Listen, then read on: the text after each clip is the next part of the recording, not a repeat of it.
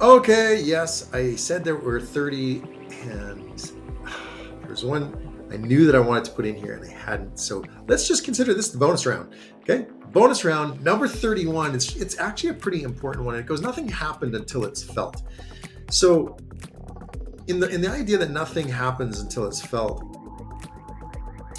is once again one of those ones you would do well to look at in both directions. So in the seek to understand and not be understood thing, for instance, you want to seek to understand, and when you understand, they're going to feel understood, and they'll you can tell, like, they'll actually feel it. And so unless that happens, nothing's happened. Okay, so if you're trying to go into a forward-looking part of your relationship, and you're trying to do things, so like connection before communication is like someone needs to feel connected with before an actual communication can actually happen. If there's stuff happening, maybe that's detrimental to the relationship.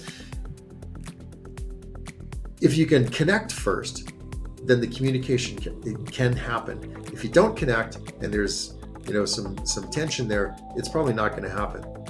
So when it's your responsibility, when you're looking to bring something more into the relationship, this is one of those ones that feels horribly unfair, because it's up to you. It's your responsibility, radical self-responsibility, to see what you need to do in order to have somebody feel what it is that you're trying to get to.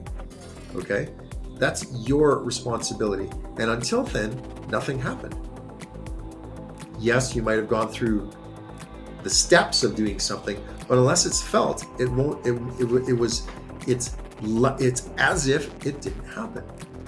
Now, on the non-constructive front, you think about this: nothing happened until it was felt.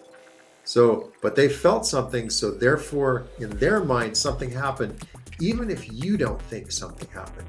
Even if you thought it was a small potatoes item or something like that, if they felt it, then it happened.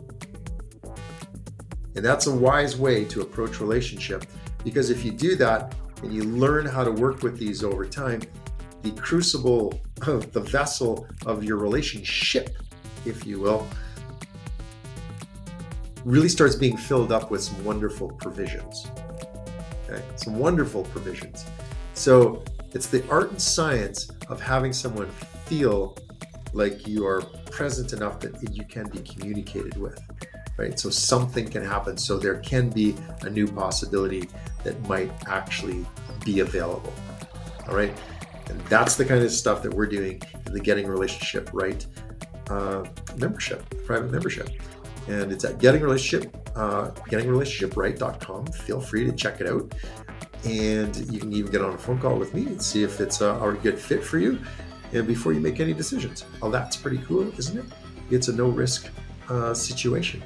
So with that, I'm just gonna call it there. So check us out, gettingrelationshipright.com. I'm Timothy Roy. Some people call me Tim with the Y. Some people call me Tim with the Y. The relationship guy, whatever. I love it. I get relationship, or at least I think I do. I'm able to help some other people out.